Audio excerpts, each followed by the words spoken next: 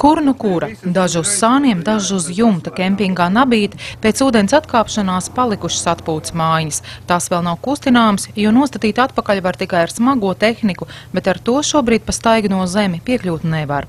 Nevar arī noteikt, cik lielu kaitējumu ūdens tām nodarīs iekšpusē. Kur varam, kur it kā izgājis ir ūdens no jaunās servisa ēkas, visu veidinam, turam vaļā vienkārši, lai vēl laukā ir mitrs gaiss, bet it kā, lai tomēr kaut kādā veidā, un kas tālāk būs, kas sāk žūt, un cik tie vispār tas kāds, un kā tas viss, tas tā pilnīgi vēl tā nav aptverams.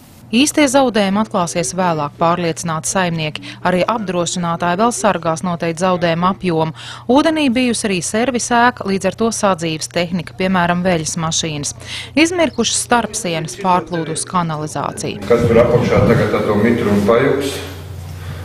Varbūt viņš tur tās flīs tā pirmā kārta kritīs nost, varbūt turēsies. Saimnieki atzīst, ka plūdiem gatavojušies, tomēr tik augsts ūdens līmenis Nābes ezerā aptuveni 6 metri bijis pārsteigums visiem, jo nebija piedzīvots vismaz 100 gadu.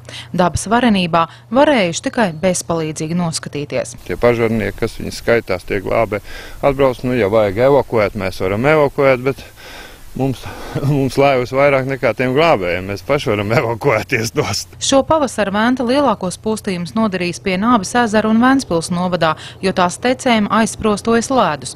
Kempinga saimnieki uzskata, ka tas bijis laicīgi jāspridzina. Tur jau tā problēma ir tā, ka viņš pamazām sakrājās. Viņš kaut kur nosprūst un visu laiku nāk, un viss tas krājums veidojās. Tagad, cik mēs skatāmies arī, kur spridzina, kad liela efekta no tā nav. Kempinga saimnieki atzīst, ka šai nelaimē piedzīvojuši arī ko labu – cilvēku atsaucību un vēlmi palīdzēt. Ieva Benefelda, Lants Perševics, Skrundas televīzija.